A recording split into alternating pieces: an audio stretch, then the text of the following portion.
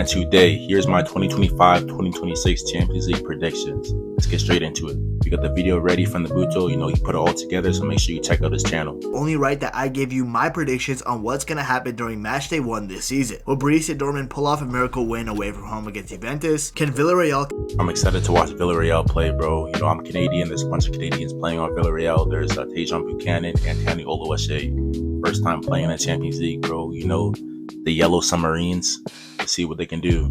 Continue their fiery start to the season with the result against Tottenham. Who do I think will win this ginormous clash between Bayern Munich and Chelsea? Can Atlético Madrid get anything at Anfield against Liverpool, just like that one night many years ago where Adrian fumbled? Can Newcastle manage to stump Barcelona at St. James's Park? And can Kevin De Bruyne lead his new side Napoli to victory against Kevin De Bruyne going up against his old team, bro, Manchester City. That's going to be a great game to watch. I'm excited to see that, bro. He went from the light blue of Manchester, the rainy light blue of Manchester, to the nice sunny light blue skies of Naples, Italy. Former side Manchester City, etc. Well, let's find out what I think with my predictions. And trust me, you're going to want to stay till the end, because I definitely have some Bro, comment down below, who do you guys think is going to win the Champions League, Who do you think is going to win, and who do you think is going to be the surprise team that's going to go crazy? Crazy upsets in this video. Let's start these Matchday 1 predictions with the first game on my list, which is PSV Eindhoven versus Union Saint-Gilloise. Alright, I got to pause right here. Y'all don't know, bro, but there's another Canadian baller that plays on this team, bro. Union Saint-Gilloise. I don't know if it's that right, but his name is Promise David, bro. And he's a beast, bro. He's a beast. There's a goal he scored. He's on a breakaway, right? And the guy is grabbing his jersey, bro, choking his neck, ripping his jersey, bro, and he still managed to break away and score, bro. Go look it up, bro. It's a freaking banger, bro. A pretty underrated matchup in my opinion, because we'll be seeing the champions of the Netherlands taking on the champions of Belgium, and maybe we can finally find out which of these leagues is truly better than the other. Starting off with PSV Eindhoven though, they've been a good team for a while now. They're back-to-back Eredivisie champions, and even made the round 16 in last year's Champions League campaign after beating Juventus surprisingly in the playoffs. The squad also contains some very good players, like Serginho Dest for example, one of the most exciting and important pieces in the US national team, and an ex-Barcelona, Ajax, and AC Milan player. Then there's Ricardo Pepi, who's returning from his knee injury that another kept him out American for 6 months. There's also Esmir on the right wing, player who came through from Mönchengladbach, Ivan Perisic, of course, the Croatian legend, Joey Veerman, etc. PSV Eindhoven have some serious players, but the issue with them is they've lost some crucial players over this past summer as well. They lost their main attacking midfielder, another American, bro, who became Bayer Leverkusen's record signing over the summer. Bro, why does this team have so many American players? You know why? Because they have an American owner.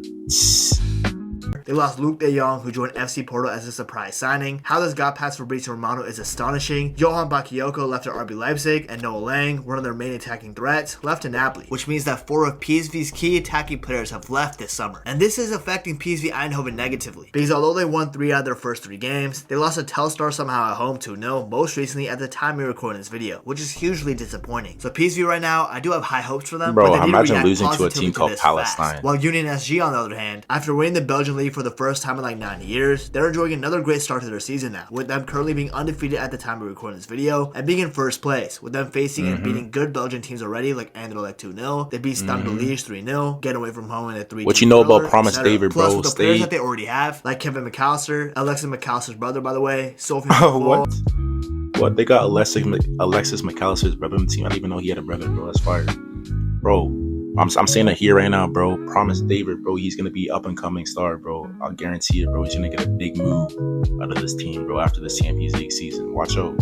I think he's like 6'5", bro. He's a beast, bro. The man who played a majority of the minutes for Morocco in their World Cup 2022 semi-final run as a left winger, Promise David, an upcoming Canadian striker who's showing a ton of potential, etc. I think Union SG are looking pretty good. However, regarding my prediction for this game, I think this is going to be an exciting one with the goals. But right now, I feel like these clubs aren't going to be able to separate themselves from each other. So I'm going to go with my gut and say that this game is going to end in a 2-2 draw. It'll be a good watch though, probably. Unless I jinx it, then oops, my fault. Moving on now, let's talk about the next. Oh yeah, I'm supposed to make a prediction. I think Union Saint-Gilloise is gonna win this game. Promise David's gonna score a hat-trick.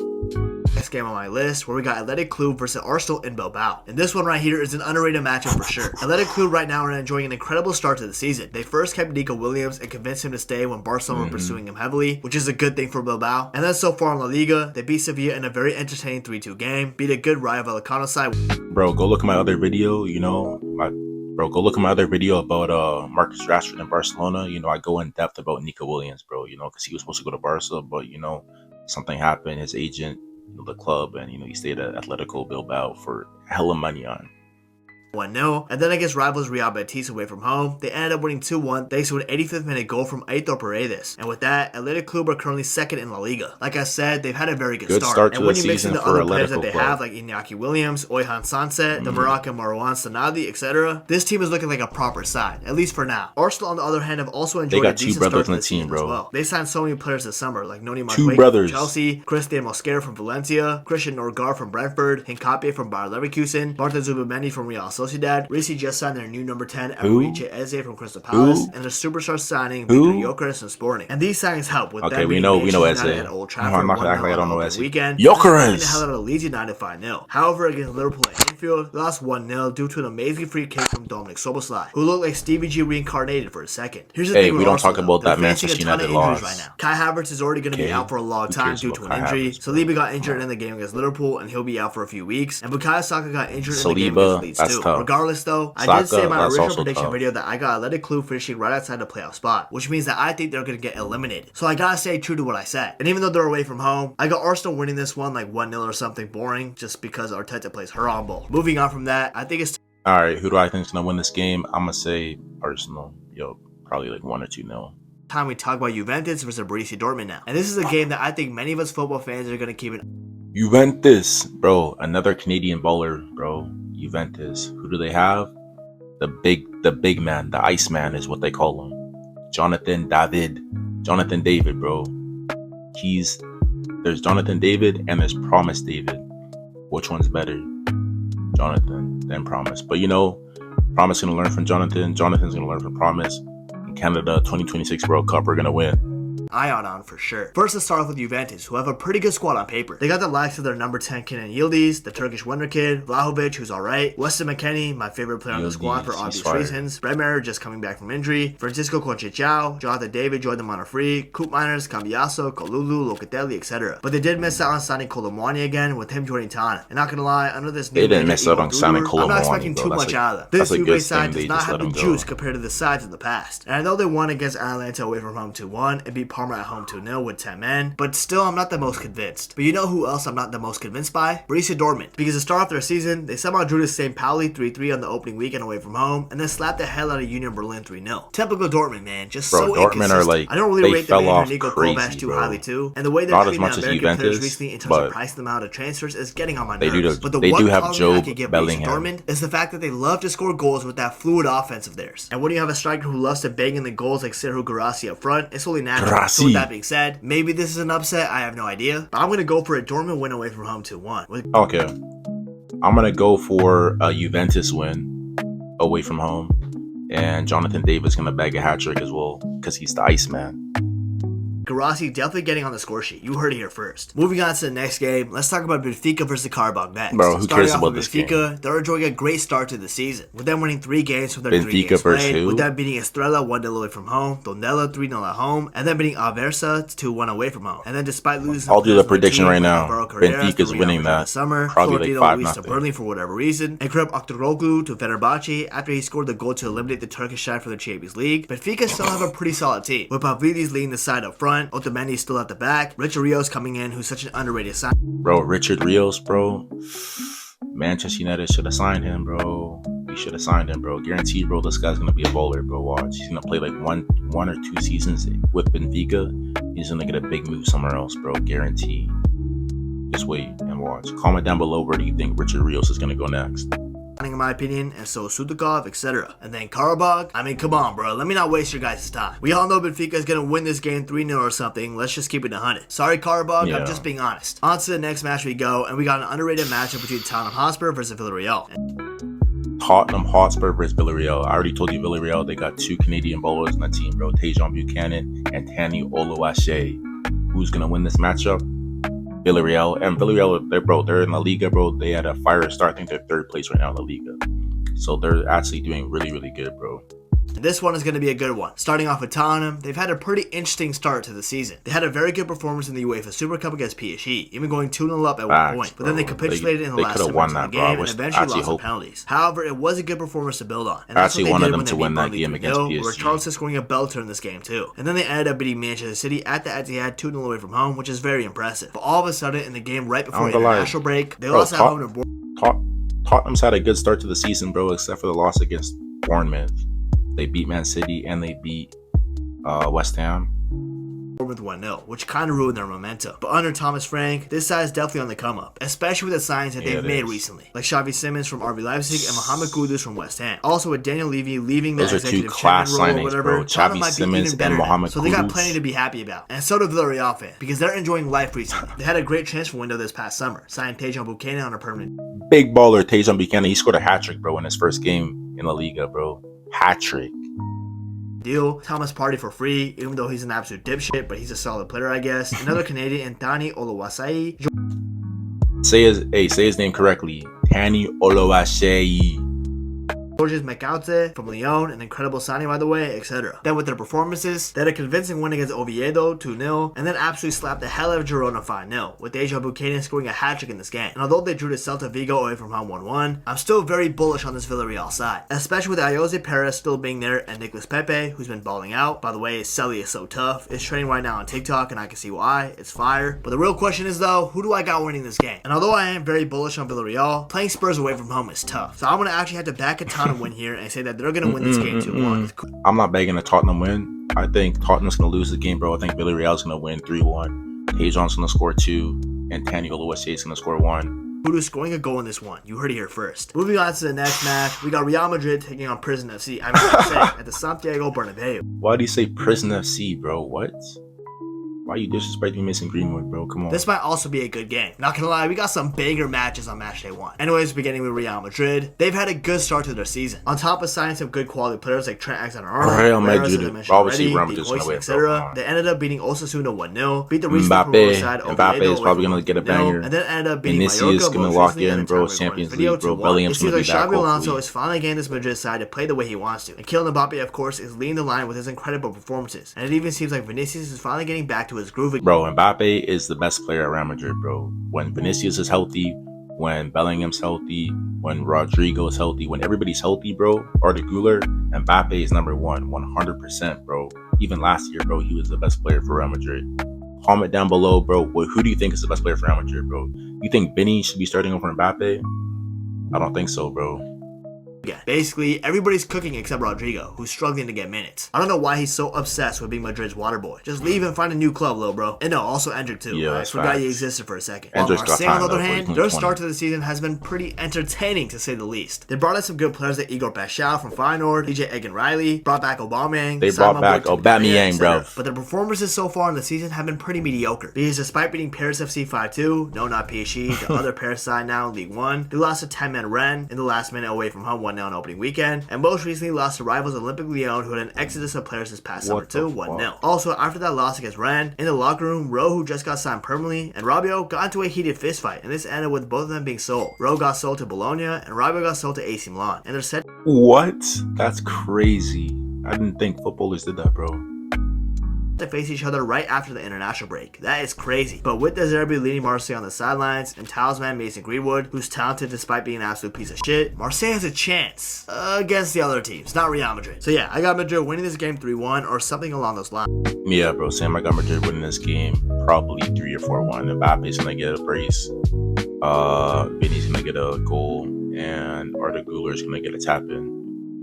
This feels pretty obvious, I'm not gonna cap. I hope Mbappe bags a hat-trick or something. Let's now move on to what seems like a very heated matchup. Olympiacos versus Paphos, a Greek-Cyprus rivalry game. This one is gonna be absolute cinema. Here's the thing though, shout out to Paphos. I like the story of making it to the Champions League. But the truth of the matter is, they're not gonna do anything meaningful in the Champions League. They're basically here for the vibes. While Olympiacos is on a mission to try and qualify to at least the playoffs. And also, Olympiacos is just a greater team on paper and on the pitch. If we're just keeping it real, bro. So with that being said, I got Olympiacos winning this game 2-0 Olympiacos gonna win this game. Like this one is gonna be a cakewalk, and I definitely see the Moroccan El Khabi getting on the score sheet in this one. Moving on to the following match, we got Slavia Praha versus Bodo Glimt. Now both of these sides were ranked pretty low in my original prediction video predicting the entire league phase. So this match isn't particularly something that I'm going to keep my eye on. What I will say though is that Bodo Glimt in recent years have been making some waves in the football world. They made the Europa League semifinals last season, and they even beat Mourinho's Roma a few years back. However, away from home, they're not the best. While Slavia Praha in general aren't a great team, but at home they're alright. Their fans can be intimidating at times. So in a mix of all of this, I'm going to actually predict a 1-1 draw in this game. I'm not really expecting too much out of this time. I think Now from some mid ties to an absolutely ginormous clash.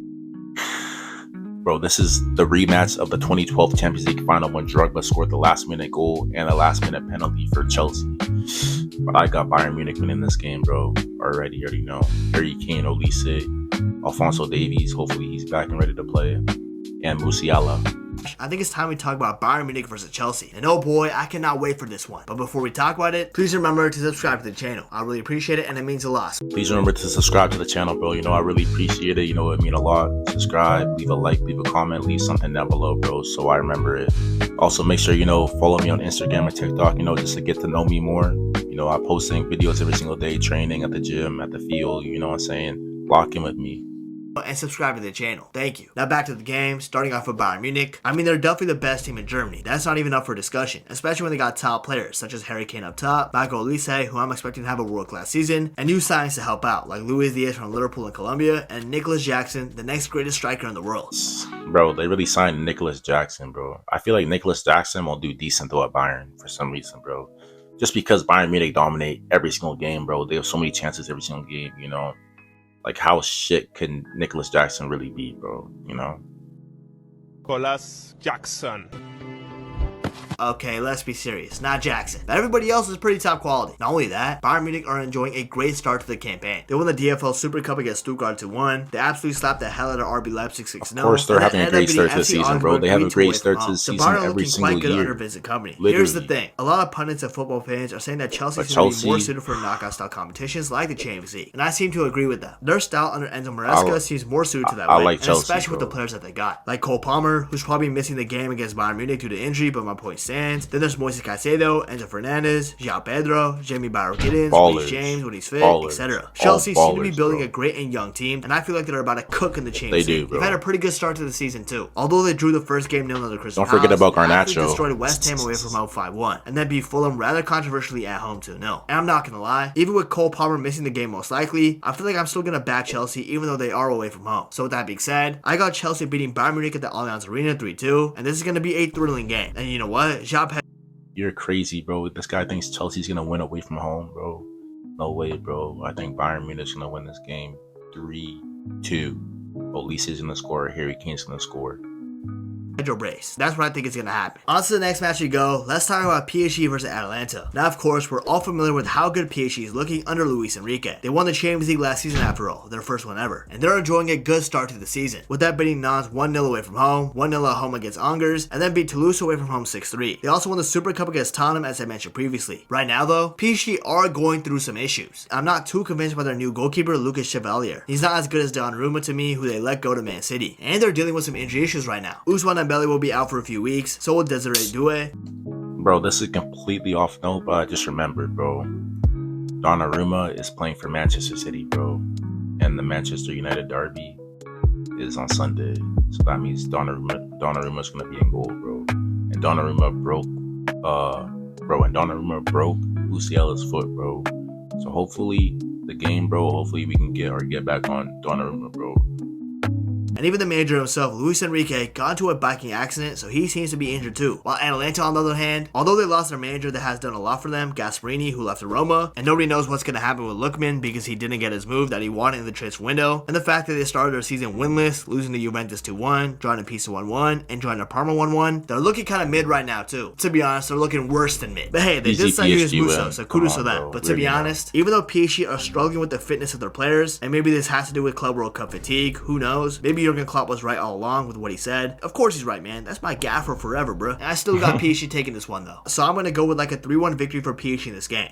I'm gonna go 3-0 win for PSG. Barcola's gonna score too. Fuck it, why not? Let's just now move on to the next match on Matchday 1, where we got Ajax taking on Inter Milan. And starting off with Ajax, they're looking okay, I guess. Despite losing their manager from last season that got them close to winning the Eredivisie title, Francesco Fariolo, who left Ajax to join Porto, Ajax are still looking alright under the new manager Heitinga, who left Arne Slot's Liverpool staff to become manager at Ajax. And so far in the season, they drew to Go Ahead Eagles 2-2, drew to FC Volendam 1-1, beat Heracles 2-0, and beat Telstar 2-0, the same team that PSV Eindhoven most 16 winning lost. every single So like I game, said, and they've been alright, but their squad hasn't changed much compared to last season. They did lose Brian Brobby to Sunderland during deadline day, and they lost Joel Hato to Chelsea, but then they signed Ko Itakura from Gladbach to replace it, and that's kind of it for Ajax. Oh, I guess I did sign that new number 10 for Salzburg, Oscar Gluck, but I'm low-key indifferent about him for both on and off the pitch reasons. If you know, you know. Enough about Ajax though, let's now talk about Inter Milan, the side that has been in 2 Champions League finals in the past 3 years, but ended up losing both finals. Most recently getting slapped up by PSG a few months back in the final 5-0. And their start to the season hasn't even been that great, to be honest. They smacked Torino 5-0, which is good, but then they somehow lost to Udinese at home 2-1. Like, come on bro, you're Inter Milan. How the hell are you losing to Udinese at home? Their squad is primarily the same too. They kept Calhanoglu, Lautaro Martinez, Marcus Thuram, Di Marco, Dumfries, etc. Bro, Inter got a quality team, bro. They really won the Champions League. Maybe it's because they lost in Zaga to Al-Hilal and they hired this new guy who doesn't even seem that great to me. But regardless, for my prediction, this might be an upset judging by how the season is going, but I'm gonna say Ajax is gonna win this game 2-1 with Vegor scoring a goal. Oh my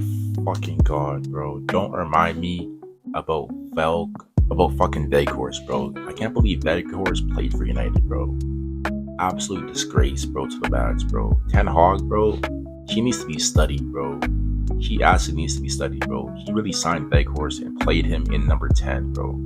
Absolute ridiculousness. Maybe this is an upset, but I'm definitely back in the Amsterdam side to get the job done in this game. And now we're finally talking about my beloved club Liverpool, who are taking on Atlético Madrid at Anfield. And the last time these two sides met at Anfield traumatized me. I get Vietnam flashbacks every time I think about it. Adriano, I will never forgive you for that horrid performance. I got Liverpool winning this game 2-1, with Mo Salah scoring in this game. Trust easy me, Liverpool you know what? win. If Atlético 100%. Madrid somehow beat Liverpool at Anfield. Anyways, let's now move on to the following match on game week 1, where we got FC Copenhagen taking on Bayer Leverkusen in Denmark. Now Copenhagen are enjoying themselves recently. They went through the Champions League playoffs, even beating Shaqiri's Basel in the last match to make it to the Champions League, and they're first place in the Danish league right now, winning 5 out of the 7 games so far. And not only that, they've got some good players, like the Mexican fullback Rodrigo Huescas, Marcos Lopez as defender, the Danish striker Andreas Cornelius, and even one of the most low-key transfers of this past summer, Yusufa Moukoko, who left Borussia Dortmund to join Copenhagen on a permanent deal. So yeah, things are looking good for Copenhagen. While for Leverkusen, it's not. They were winless in their first couple of games in their Bundesliga season, and this ended up costing Erik ten Hag his job. He literally got fired right when he started. That is nasty work. Ten Hag has to be studied in a lab, bro. How does this guy, he gets a job at Leverkusen, and within like 3 games, he's fired. Absolute joke, man, bro. He lost the game against like Flamengo's U21 team, bro, like 7-0 or some bullshit like that. And now Leverkusen just ended up hiring Kasper Højlund, the Danish coach, to now become the new manager of Leverkusen. So with that new manager juice and the brilliance of Malik Tillman at the center of the pitch, I'm glazing, I know. I think Leverkusen are still capable of winning away in the Champions League. So I'm going to go for a Leverkusen 1-0 win away from home against Copenhagen, with hopefully Tillman scoring. Although it's probably going to be Patrick Schick if we're being honest. On to the next match we go. Let's talk about Club Brugge versus AS Monaco. Now it's been an interesting period for Club Brugge, if I do say so myself. They lost their opening game of the campaign to Mechelen, who I've low-key never heard of, 2-1. But since then, they've gotten some wins on the radar, and this keeps them in sight of that first place in the Belgian league.